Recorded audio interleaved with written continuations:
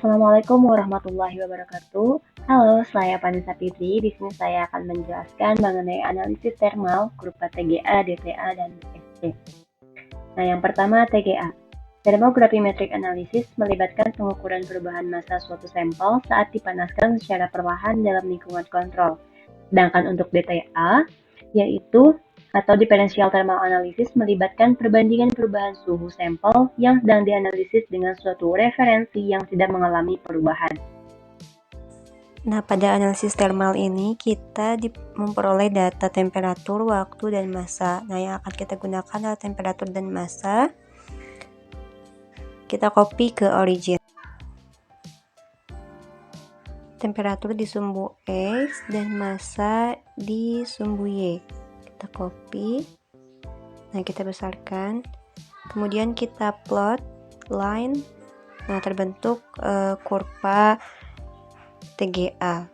Kita set scale jadi dari 0 agar ada titik potong.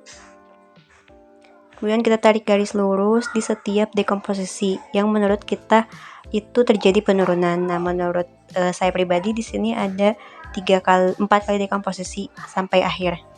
Nah, kita kasih tanda, kemudian kita screen reader dan kita tulis di yang sumbu X-nya itu di sumbu Y-nya itu berapa perubahan massanya.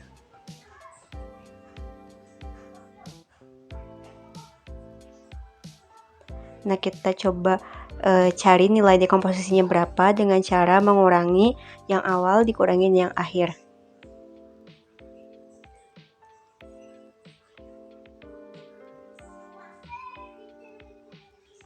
Dan diperoleh 4 dekomposisi sebagai berikut. Kita beri label, ini dekomposisi 1, dekomposisi 2, 3, dan ini yang keempat. Kita kasih keterangan ini wake dan ini temperatur. Untuk simbol kita tinggal klik CTRLM ya.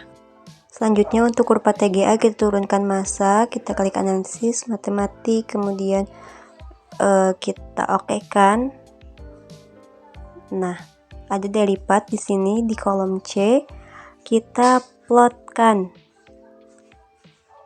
Nah, namun pada kurva ini masih belum smooth ya dari kurvanya, jadi harus kita di smooth atau diperhalus. Kita oke. Nah, terbentuk kurva yang baru yang lebih baik, yang lebih halus, dan ada kolom terbaru yaitu kolom smooth di kolom D.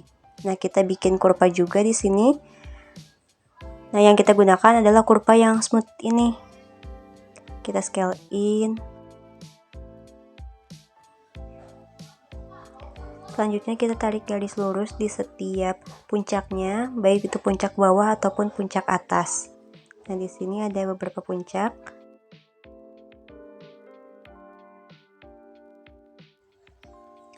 Nah, selanjutnya kita screen reader di setiap puncaknya. Untuk suhunya yang kita catat ya di sumbu X. Nah, ini 492,87 derajat Celcius suhunya.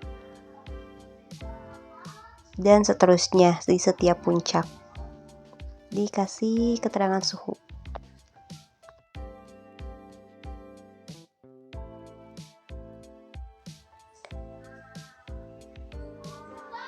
Nah, untuk memperjelas kita kasih keterangan lagi di setiap puncaknya. Untuk puncak ke atas dia menandakan eksotermik, untuk puncak ke bawah itu menandakan endotermik. Nah, ini kasih keterangan temperatur. Nah, di sini adalah kurva DTA. Selanjutnya kita gabungkan kurva TGA dan DTA, kita blok sumbu Y-nya semua, kita double. Nah, jangan khawatir ya, ini yang kolom C kita bisa remove aja. Nah, kita ganti line-nya jadi yang tipis, jangan yang titik-titik. Kita kasih keterangan untuk yang hitam itu TGA dan yang biru adalah DTA.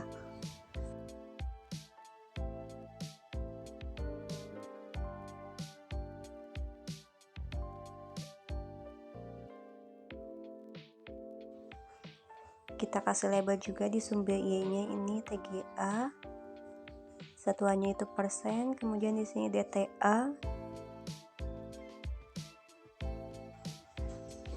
Dan di sini temperatur.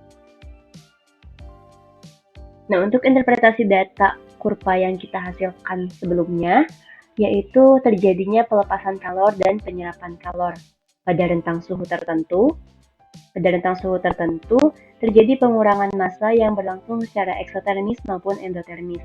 Reaksi eksotermis dapat dimungkinkan terjadi karena adanya proses oksidasi, kemiswapsi, adsorpsi, dan kristalisasi. Sedangkan untuk reaksi endotermis dapat dimungkinkan terjadi karena adanya proses desorpsi, melting, penguapan, sublimasi, reduksi, dan denaturasi. Berdasarkan termogram pada gambar berikut, secara umum diperoleh 4 perubahan kurva yang menunjukkan adanya perubahan massa dan panas reaksi, yaitu sebagai berikut. Yang pertama, kita sebut dekomposisi pertama, dimungkinkan terjadi proses pelepasan molekul air yang ditandai dengan perubahan massa sebesar 17,52%, dan hilangnya molekul air ini merupakan reaksi endotermis yang ditujukan oleh puncak ke bawah. Nah, yang ini pada termogram DTA.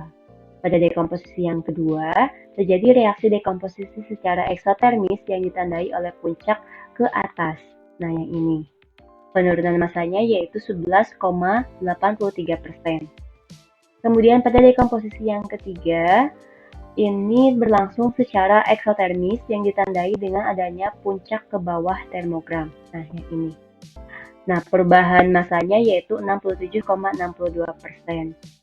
Sedangkan yang terakhir pada dekomposisi keempat, terbentuk garis horizontal dan tidak terjadi perubahan kembali atau plate. Hal ini menunjukkan bahwa sampel yang dianalisis telah habis terdekomposisi seluruhnya menjadi komponen-komponen penyusunnya, yaitu berdasarkan reaksi penguraian dapat disimpulkan bahwa senyawa yang dianalisis yaitu Al2O3 yang diuraikan menjadi 2Al3+ plus 3O2-.